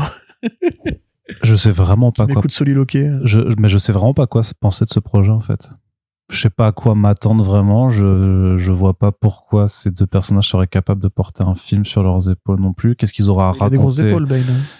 Pour le coup, c'est vrai. Mais je vois pas vraiment s'il y a une histoire à raconter parce qu'en fait, enfin, je sais pas. Enfin, tu le vois ?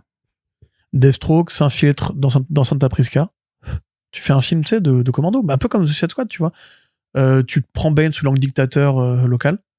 Deathstroke pète des tronches pendant 2 heures. Un extraction, on va dire, mais en bien écrit. Deathstroke, un agent envoyé pour une commande, récupérer un mec sur Santa Prisca. Ça pourrait, je sais pas, un Robin ou un truc comme ça. Que Bane a capturé. Il pète tous les mecs et à la fin, boss de fin, c'est Bane. Et il se tape dessus. Ouais. Tu vois, franchement, moi, ça m'irait. Mais je suis un mec simple aussi, mais ça m'irait très bien. Hein. Faire une délivrance avec Deathstroke. Je sais pas. En vrai, effectivement, c'est tellement bizarre que ça fait plus jeu vidéo, en fait, comme pitch. Je verrais bien Rocksteady, du coup, oui. Un Arkham-like avec Deathstroke sur lui de Santa Prisca qui pète des gars. Ouais. Allez, qu'est-ce que je voulais dire on va terminer déjà ce front page avec la dernière actualité. Le fait est que Matthew Lillard, qu'on avait vu vite fait dans Daredevil Born Again saison 2 pour un personnage pas très intéressant, continue.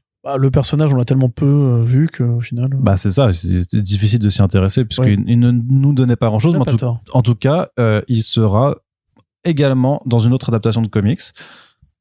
avec Man of Tomorrow. Alors sûrement pour un rôle mineur, parce qu'on a déjà... Il est un peu âgé quand même. Hey. Je sais qu'il rime Tomahawk, donc je... Oui, effectivement. Mais mais pour un rôle qui sera sûrement pas très important, puisque le casting principal a déjà été trouvé. Enfin, on sait que c'est... Il y a Adria Arjona pour le personnage féminin important, et cet acteur avec un nom que je vais pas retrouver pour Brainiac. Acteur allemand, là. Lars von Trier. Oui, même pas allemand, scandinave. C'est Lars Heidinger, voilà. Heidinger, oui. J'avais juste le prénom. Donc je vois pas pourquoi Matthew Lillard aurait un rôle forcément plus important que Brainiac dans le film, quoi. Bon. Mais en tout cas... Oui, après, c'est ce qu'on élimine la piste agent du gouvernement, simplement. Bah, c'est plutôt ça, en fait, oui. Pour moi, c'est ça, ou un nouveau subalterne de Lex Luthor, ou quelque chose comme ça, quoi. Parce qu'a priori, il a une tête de méchant quand même, un peu. Oui. Voilà. Oui. Mais il joue souvent des méchants. Ils jouent souvent des méchants. C'est quand même Sammy de Scooby-Doo. Un peu, il faisait aussi. Ça, c'est le vrai méchant. Mais c'est de là, en fait. Mais c'est marrant parce que justement, effectivement, James Gunn avait écrit un film Scooby-Doo. Bien sûr. Enfin, ce film-là en question, dans lequel. Je crois qu'il a écrit les 2 films. Dans lequel Matthew Lillard jouait. Et depuis, donc, Matthew a doublé Scooby-Doo dans peu ou prou toutes les adaptations qu'il y a eu en film d'animation, en jeu vidéo, en tout ce que tu veux. Et est-ce que ils se connaissent depuis cette époque, et on sait que James Gunn aime beaucoup bosser et faire revenir des gens avec qui il a pu travailler, et parfois même il y a très longtemps. Linda Cardellini qui était revenue pour je ne sais plus quoi. Mais oui, c'est la famille Gunn. Mais regarde même Adria Arjona.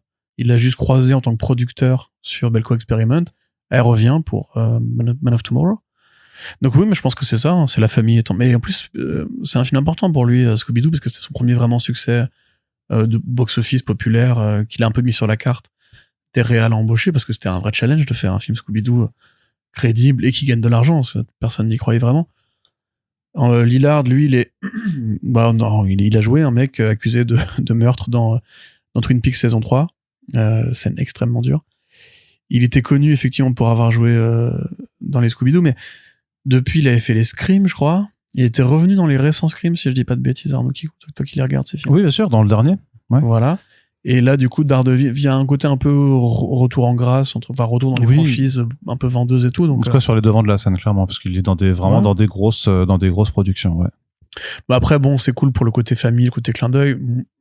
S'il y a Maxima, Luthor et Superman qui s'allient pour combattre Brainiac, et d'autres parce qu'il va introduire d'autres personnages de l'univers DC mécaniquement, il y aura Supergirl certainement aussi. Est-ce qu'on a encore besoin d'une autre grosse tête connue? Qui ça pourrait être, franchement? Parce qu'avec sa tronche de geek malsain, ça peut être 1000 choses. Tu as le Clock King, j'en sais rien. Toyman, ouais, Toyman serait marrant pour le coup. Mais est-ce qu'il y aurait la place pour mettre Toyman en plus, tu vois? Bah, il invente des gadgets pour aider Luthor à taper Brainiac, tu vois. Bon, après, voilà, l'acteur est cool. Le film sera sûrement très, très bien aussi. Je suis content. Ouais. Très bien, très bien. Eh bien, on en a terminé. Je suis plus content pour Adria Arjona si elle joue Wonder Woman. Ouais, mais ça, on attendra pour en être convaincu. Mais en tout cas, on en a terminé pour ce petit front page. Ça faisait longtemps qu'on n'avait pas une émission aussi courte, c'est-à-dire qu'il fait moins de 2 heures. Mais on espère que ça vous a plu. N'hésitez pas à nous faire vos retours sur le Discord, sur les réseaux sociaux, à partager le podcast pour que l'émission soit découverte par le plus grand nombre et qu'il y ait de plus en plus de monde qui s'intéresse à la culture comics et à ce qui en découle. Vous pouvez également nous soutenir sur notre Tipeee pour qu'on puisse continuer à vous faire plein de podcasts sur le temps long. Et en tout cas, on vous remercie de nous avoir écoutés jusque-là. Et on vous dit à très bientôt pour le prochain podcast. Salut! Salut!